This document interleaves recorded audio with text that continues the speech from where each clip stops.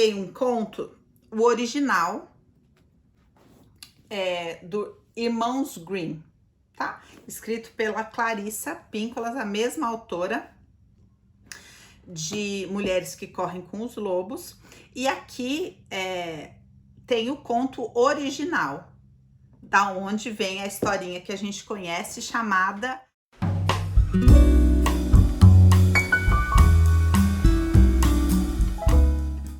E a gente vai descobrir aqui no conto original que não é exatamente do jeito que a gente aprendeu na historinha.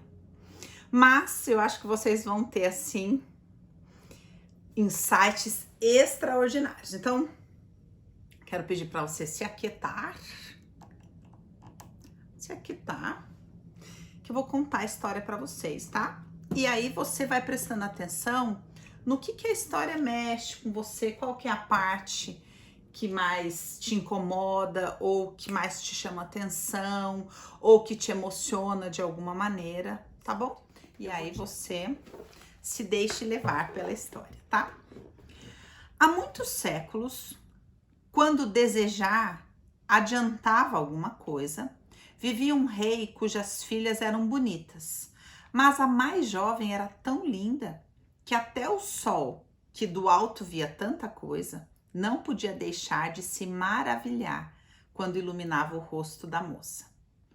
Perto do palácio do rei havia uma grande floresta escura e sob uma velha limeira havia um poço.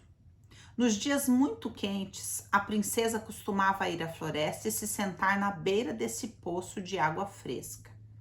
Quando se cansava de não fazer nada, ela brincava com uma bola de ouro, atirando-a para o alto e tornando-a a apanhá-la.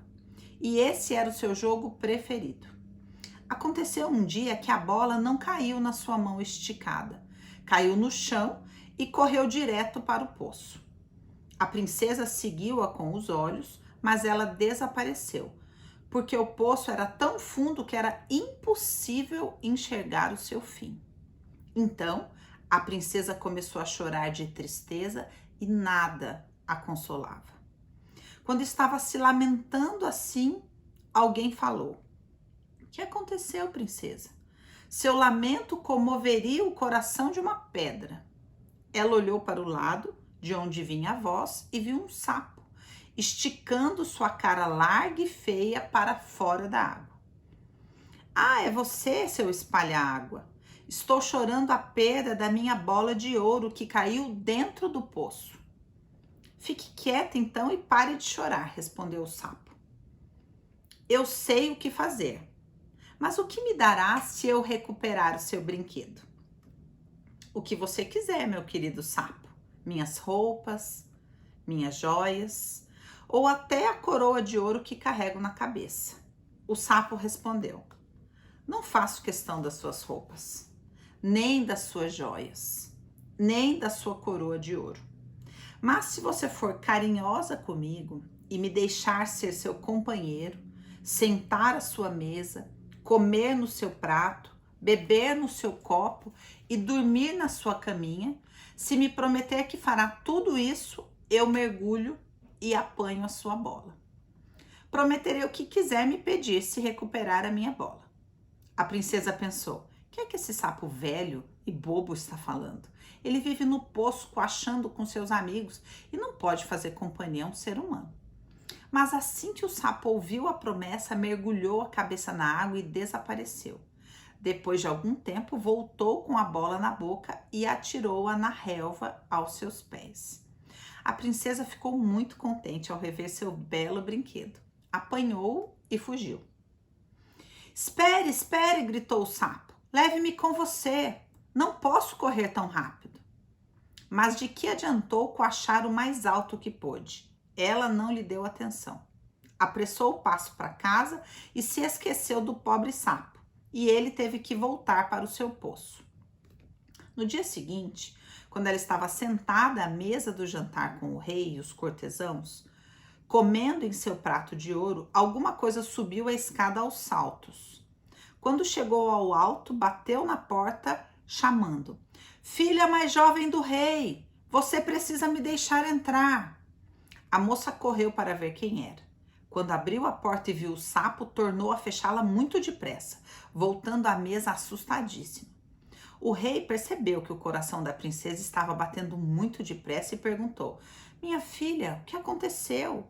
Tem um gigante à porta querendo raptá-la? Ah, não, respondeu ela. Não é um gigante, é um sapo horroroso. Que é que o sapo quer com você? Ah, meu querido pai, na noite passada, quando eu estava brincando junto ao poço na floresta, minha bola de ouro caiu dentro d'água. Eu chorei e o sapo foi buscá-la para mim. Depois, porque ele insistisse, prometi que seria meu companheiro de brinquedos. Mas nunca pensei que ele fosse sair da água. Agora aí vem ele querendo entrar para me fazer companhia. O sapo bateu na porta pela segunda vez e cantou: Filha caçula do rei, me tome em suas mãos, peço eu. Não se lembre de ontem, que ontem me prometeu junto ao poço da floresta? Filha caçula do rei, me tome em suas mãos, peço eu. Então o rei disse: O que você prometeu deve cumprir. Vá abrir a porta para o sapo. Então a princesa abriu a porta e o sapo entrou arrastando as patas, acompanhando-a de perto até chegar à cadeira em que ela estava sentada. Pediu então: Me levante e me sente junto a você. Ela hesitou, mas o rei mandou que fizesse o que o sapo pedia. Quando o sapo foi posto em cima da cadeira, exigiu ser levado para cima da mesa e disse: Puxe o seu prato mais perto para podermos comer juntos. Ela obedeceu de má vontade, como todos podiam ver. O sapo jantou bem, mas a princesa não conseguiu engolir nem um bocadinho de comida. Por fim, ele disse: Já comi o bastante e estou cansado. Me leve para o seu quarto e prepare a sua cama de seda para podermos dormir. A princesa começou a chorar, porque tinha medo do sapo pegajoso, que ela nem ousava tocar, e agora iria dormir com ela em sua bonita cama de seda. Mas o rei ficou zangado e disse: Você não deve desprezar alguém que a ajudou na hora da necessidade. Então a princesa agarrou o sapo com os 2 dedos, levou-o para cima e o colocou num canto do quarto. Quando a princesa entrou na cama, ele se aproximou sorrateiro e disse: Estou cansado e quero dormir tão bem quanto você. Leve-me aí para cima ou contarei ao seu pai. Ela ficou muito zangada, apanhou-o e atirou-o com toda a força contra a parede, dizendo: Você pode descansar aí, o melhor que puder, seu sapo horroroso. Mas assim que o sapo caiu no chão, ele deixou de ser um sapo horroroso e virou um belo príncipe de olhos meigos. E por vontade do pai, tornou-se o amado companheiro e marido da princesa. O rapaz lhe contou que fora enfeitiçado por uma fada má e ninguém mais poderia tê-lo livrado do encanto a não ser a princesa. Na manhã seguinte, quando o sol raiou, chegou uma carruagem puxada por 8 cavalos brancos como leite, com plumas brancas de avestruz na cabeça e arreios de ouro. Na traseira vinha Henrique, o fiel escudeiro do rei. O homem se angustiara tanto quanto seu senhor. Fora transformado em sapo, que mandara passar 3 tiras de ferro em torno do seu coração, para evitar que ele se partisse de dor e pesar. A carruagem viera buscar o jovem casal para levá-lo ao reino do príncipe. O fiel Henrique ajudara os 2 a subirem na carruagem e tornara a se postar atrás, felicíssimo com a libertação do seu senhor. Tinham viajado apenas uma pequena distância quando o príncipe ouviu um estalo na traseira da carruagem, como se alguma coisa estivesse se partindo. Ele se virou e gritou: Henrique, a carruagem está se partindo. Não, senhor, a carruagem está segura, afirmo. Uma tira no meu coração se partiu ao meio, pois há muito sofro aflição e dor enquanto o senhor foi sapo no poço. Por força do feitiço da bruxa. Mais uma vez, ouviram o mesmo estalo e depois mais outra vez. O príncipe pensou que alguma peça da carruagem estivesse cedendo, mas eram apenas as tiras de ferro em volta do coração do fiel Henrique que estavam se rompendo. por força de sua imensa alegria com a libertação e a felicidade do seu Senhor. A primeira coisa que eu quero falar aqui, antes da gente conversar sobre todos os riquíssimos significados que tem nesse conto, nós fomos enganadas, porque a princesa nunca beijou o sapo. A princesa nunca beijou o sapo. O fato da gente ser ensinada que a princesa beija o sapo faz com que a gente acredite que a gente tem que suportar uma série de coisas no relacionamento, né? Por quê? Porque um dia o sapo vai virar um príncipe. E aí se você fala, posso falar? Esse sapo não vira príncipe. Aí as pessoas falam pra você assim, não, a questão é que você que não beijou direito. Porque se você respirar fundo e beijar o sapo, ele vai virar um príncipe. Assim nós somos ensinadas. But a princesa, na verdade, nunca beijou o sapo. E entender isso é profundamente libertador. Por quê? Porque o que fez o sapo virar príncipe foi a coragem da princesa de arremessá-lo na parede. E é sobre isso que nós vamos conversar aqui, tá? Taca o sapo na parede. Então, daí que a gente vai começar. Agora eu vou trazer aqui para vocês muitos significados desse conto. O conto, ele pode ter duas atuações. Primeiro, ele vai nos ajudar a lidar com as questões externas. Tá todo mundo chocada. Vocês não sabem, gente, como é legal esse conto. Mas é assim, ó, é o ou quando a gente entende. Meu, eu fui enganada, cara. A princesa nunca beijou o sapo? Não é um beijo que faz o sapo virar príncipe? Não, não é. E vocês vão entender por quê. Tá? Então, aguardem. Só que aqui a gente vai fazer dois entendimentos, né? A gente vai fazer dois entendimentos. Esse primeiro é o que acontece na psique de uma mulher, que todos os simbolismos são esses do conto, e depois a gente vai falar sobre isso também na realidade aqui fora, né? Porque a gente já faz essa analogia direta de que o sapo é o parceiro, né? É o namorado, é o marido, etc.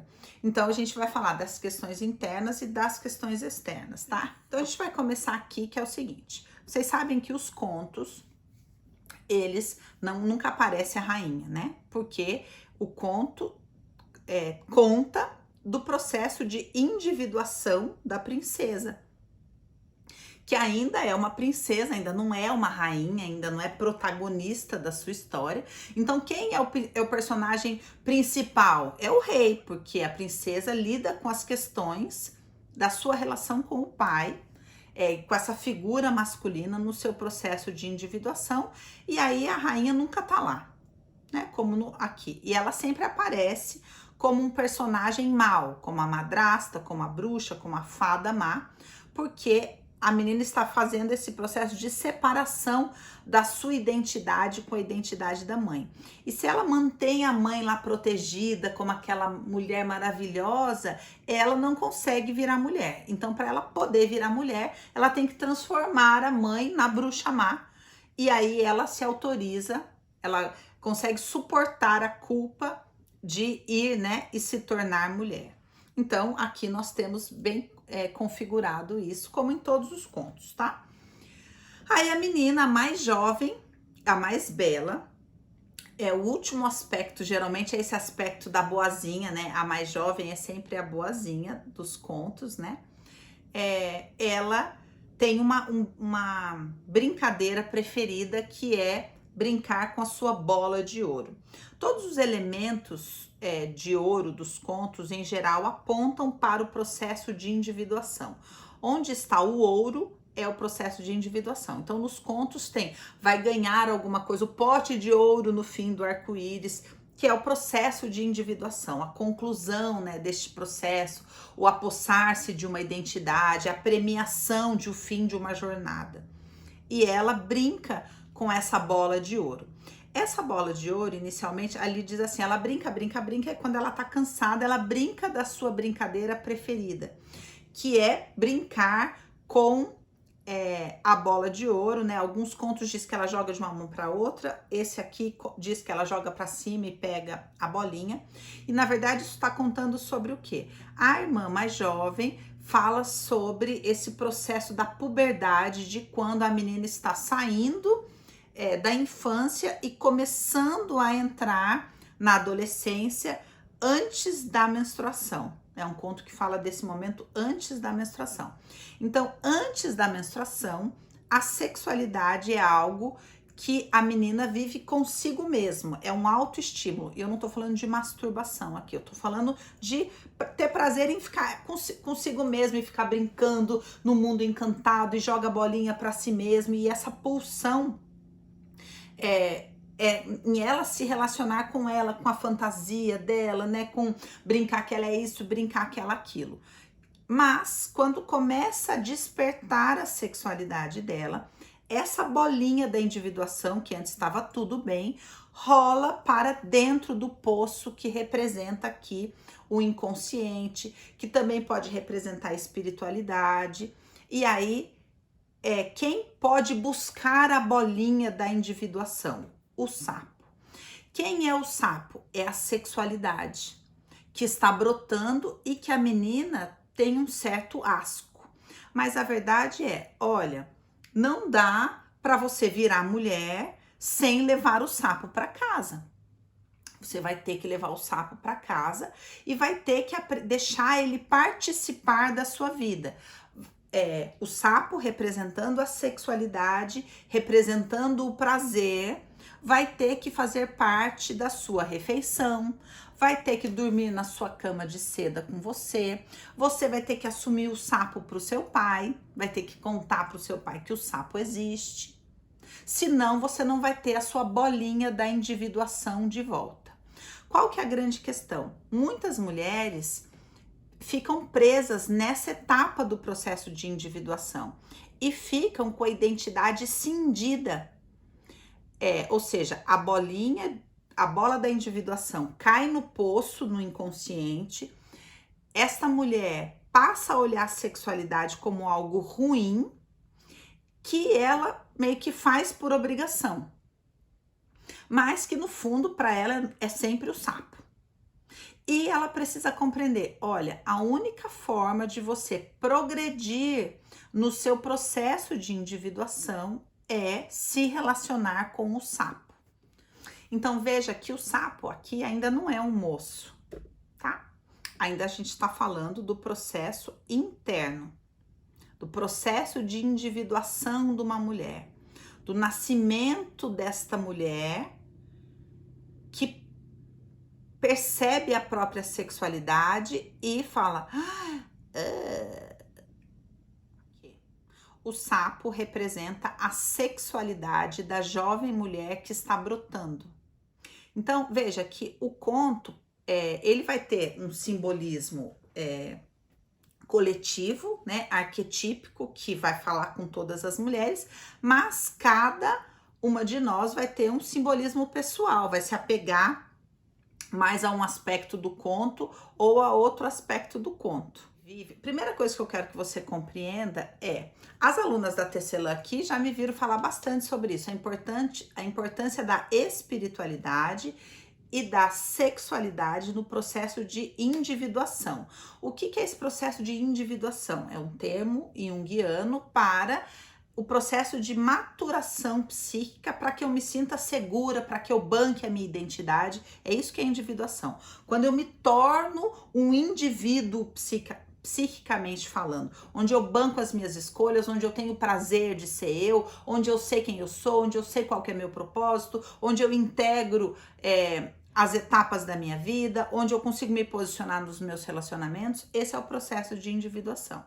E ele começa quando a bolinha, que inicialmente está ali, normal, ou seja, até um determinado momento, a nossa maturação biológica tende a ser relativa à nossa maturação psíquica.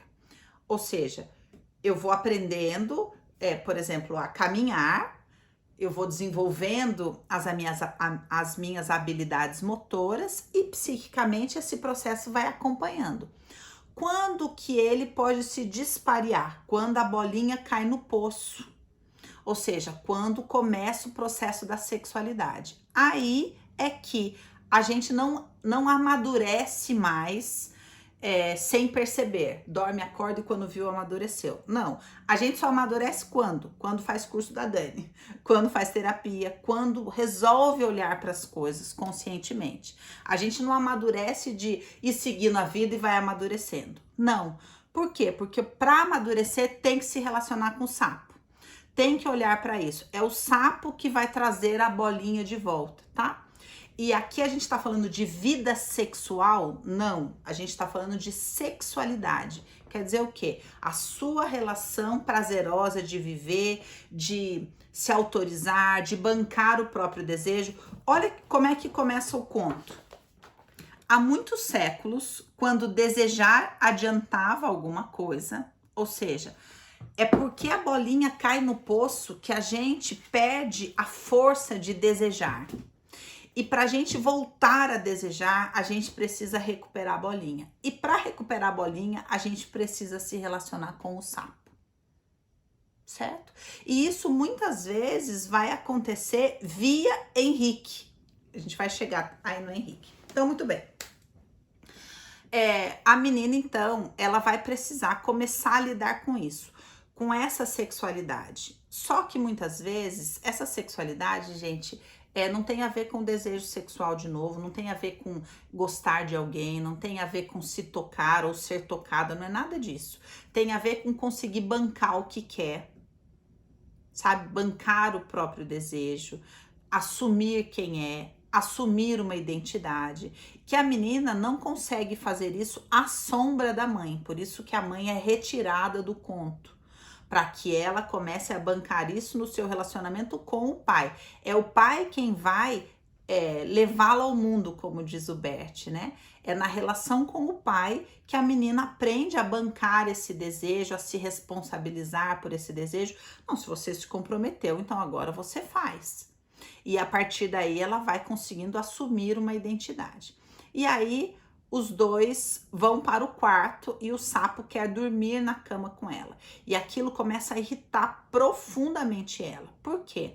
Porque até então ela é a filhinha do papai, até o sol fica assim, ó, embevecido com a beleza dela. Ela está acostumada a ser o centro das atenções.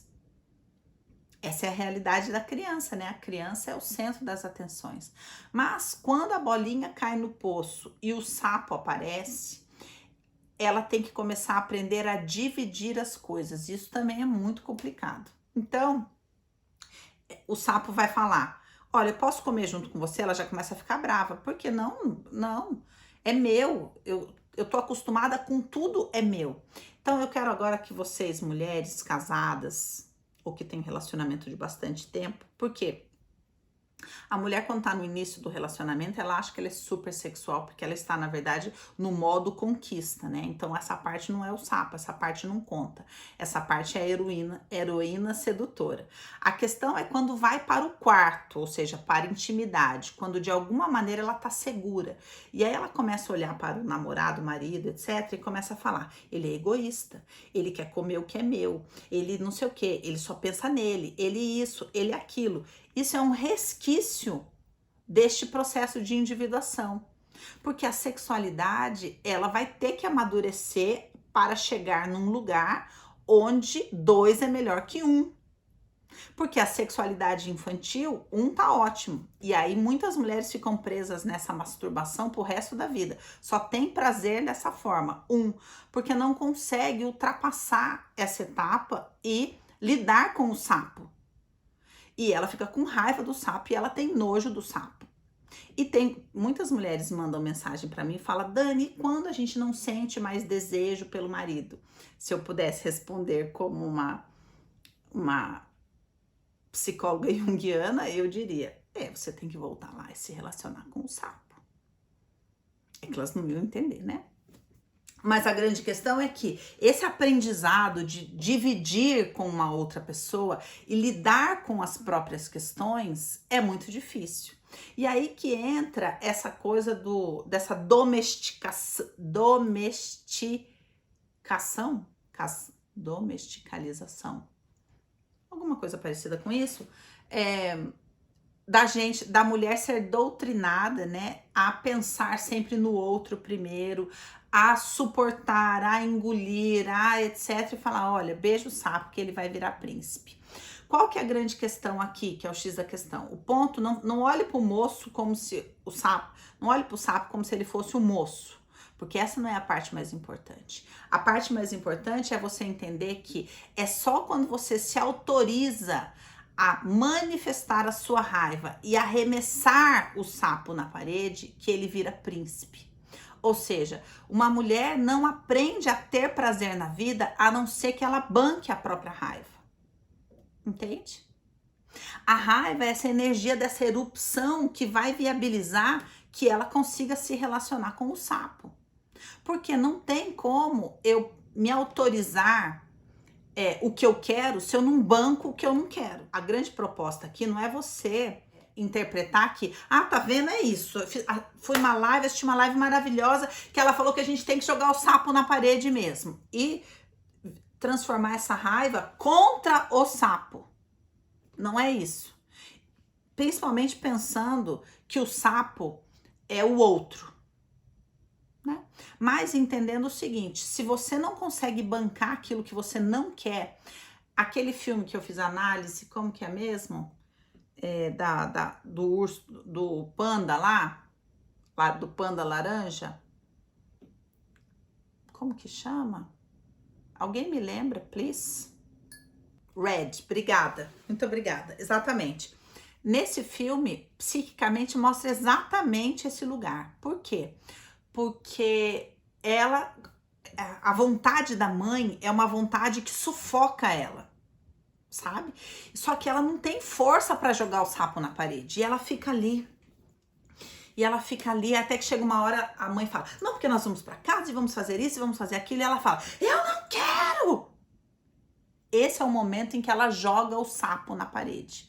E aí o sapo cai na parede e vira príncipe. Agora falando já com as alunas. E aí o ânimos se torna amigo e não mais inimigo. Isso aqui eu não vou poder explicar aqui agora, tá, amores? Mas as alunas vão entender. É esse processo que transforma o ânimos, esse masculino dentro da mulher, num príncipe. E não mais num inimigo. Porque até então ela estava se relacionando, o feminino e o masculino dentro dela estavam cindidos por causa da infância. E aí, no momento em que a sexualidade vem, o masculino dentro dela se torna um perseguidor, se torna um inimigo. Essa raiva que vocês ficam toda hora me perguntando se pode, né, pedindo autorização para sentir, essa raiva não serve para nada. Não é dessa raiva que eu tô falando. Não é dessa raiva domesticada. É essa raiva íntima, no quarto, onde tá só a princesa e o sapo. As portas estão fechadas. Ela não pergunta para alguém se ela pode jogar o sapo na parede. Ela não tá nem aí. Ela joga o sapo na parede. E é quando ela joga o sapo na parede que ele se transforma num príncipe. Aqui também, agora vindo para outra interpretação.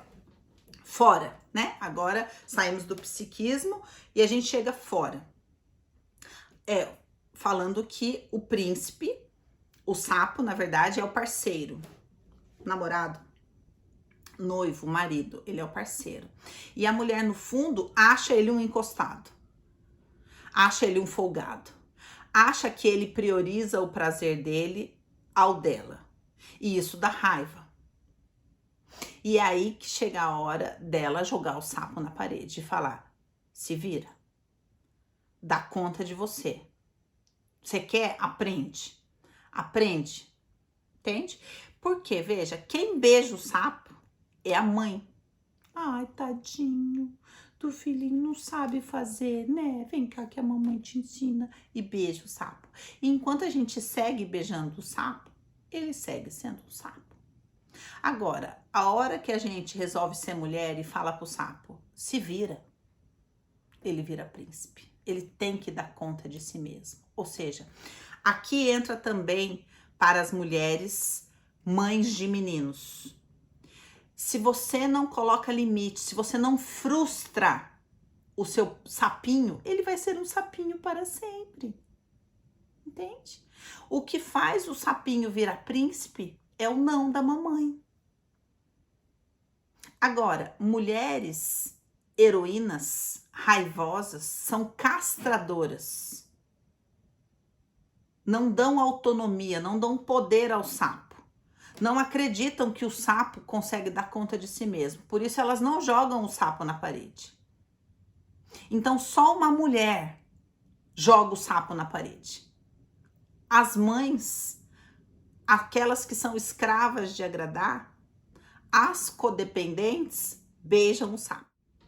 Agora, a gente só tem medida para fazer isso quando a gente primeiro, dentro, arremessa o sapo. Sabe? Isso quer dizer o quê? Admitir algumas coisas pra gente, sabe? E isso aqui, gente, é essa linguagem arquetípica, porque ao mesmo tempo eu tô falando 1000 assuntos e você tá entendendo 1000 assuntos. E essa é a linguagem do feminino. Ela é uma linguagem circular e simbólica, ela não é uma linguagem reta, lógica.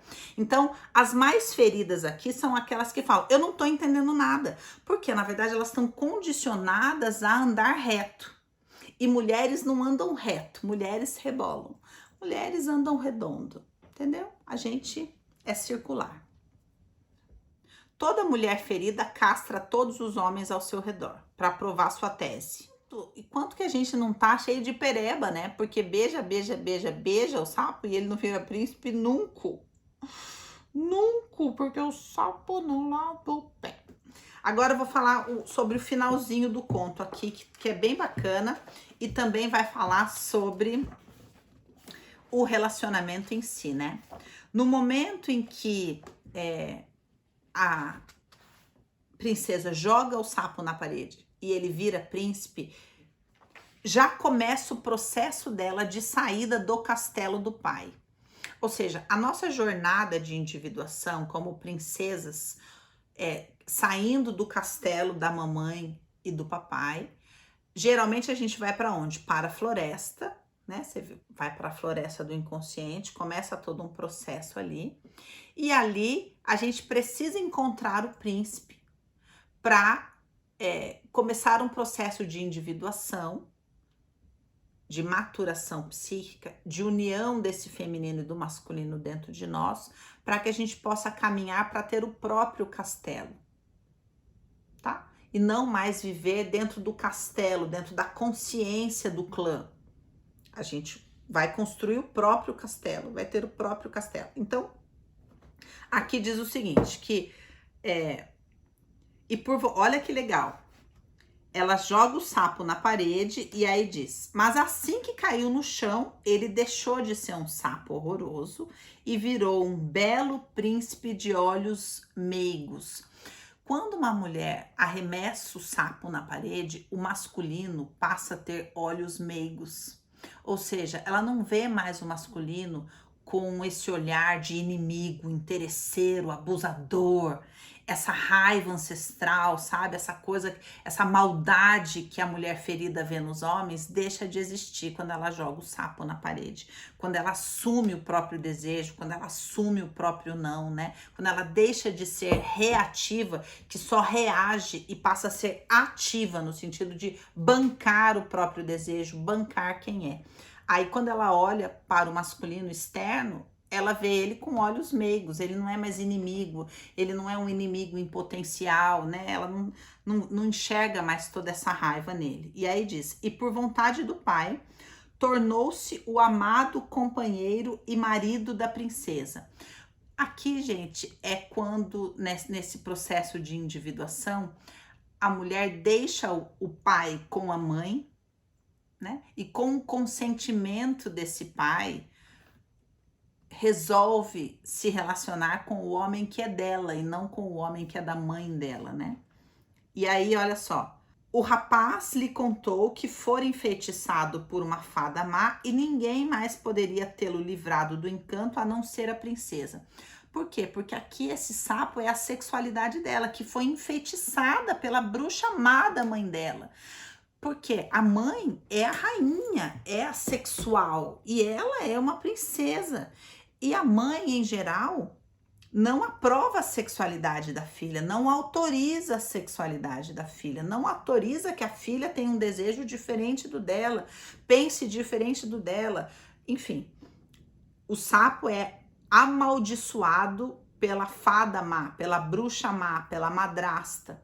E no momento em que essa jovem princesa consegue bancar esse desejo, que é diferente do da mãe, que independente da mãe aprovar ou não, né, ela quebra o feitiço e o príncipe é liberto. E aí, olha só, na manhã seguinte, quando o sol raiou, ou seja, quando aconteceu tudo isso? Na madrugada, no turno da noite, no turno do feminino, dentro do feminino, dentro da tecelã, num mergulho. É dentro, gente, não é nada aqui fora, é dentro.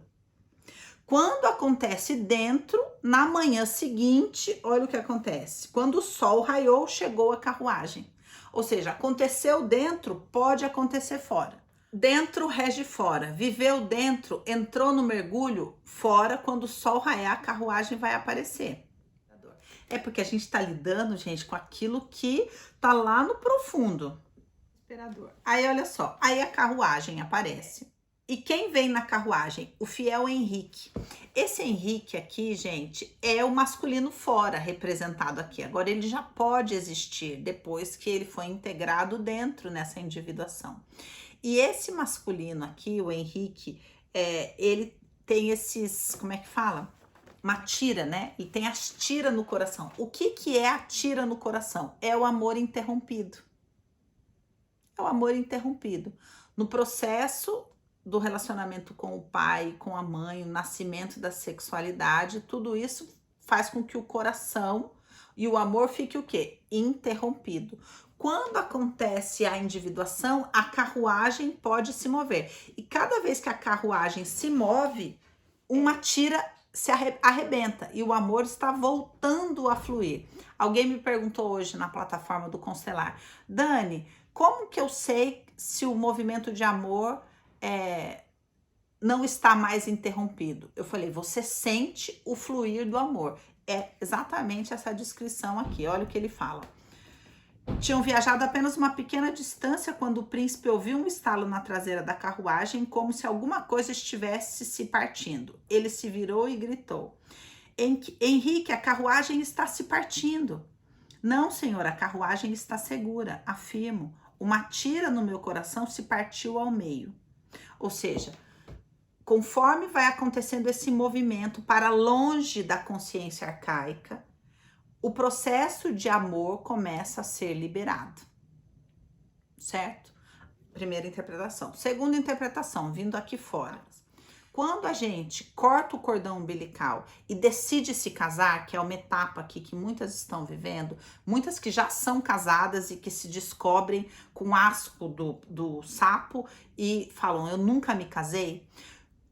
No processo que a gente decide se casar, é que essa tira que aprisiona o coração, que mantém o amor interrompido, ela vai se soltando. Ou seja, quando você decide pelo casamento, e vai, e deixa a carruagem, e deixa o Henrique levar você para fora para longe do castelo da mamãe e do papai, é aí que o amor começa a ser liberado.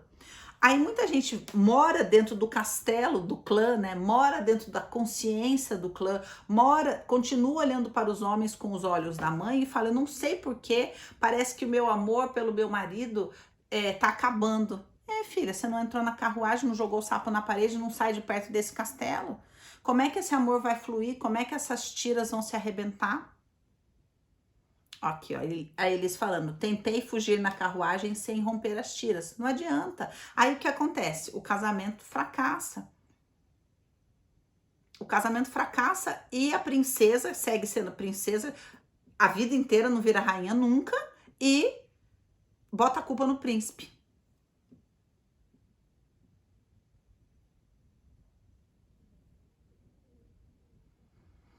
Ai. Nu. Que se rompam as tiras. Adorei. Dani, sempre joguei sal no sapo. Agora, vocês vão ver, gente, que o mais legal da gente usar essa linguagem arquetípica é que você vai ficar assim, ó. Aí você vai estar assim, nossa, mas espera um pouquinho. E essa parte, por que que o prato é de ouro? E por que que não sei o quê? E por que que não sei o que lá? Entenderam? A gente vai analisando a partir dos simbolismos. O conto segue atuando. E o mais sensacional é que você vai dormir e vai sonhar. Por quê? Porque o conteúdo arquetípico toca dentro de você e faz emergir um assunto. Aí você vai acordar, vai falar, e agora, o que eu faço? Vai mandar mensagem, Dani, o que eu faço? Eu vou falar, faz a terceira gata, para você saber como é que continua, entendeu? Se compromete com o processo, se compromete com o processo de individuação. Gente, foi demais. Um beijo para vocês, bons sonhos. Quem pode, por favor, vai tomar um banho gostoso, sabe? Fica sozinha, não vai assistir televisão, não vai ficar assim, ó, vacilando na internet. Deixa o conteúdo trabalhar em você, sabe? Vai se recolhendo, fica com você, deixa isso crescer dentro de você para você sonhar e para amanhã você acordar e falar: "Uou". Tá bom? Um beijo.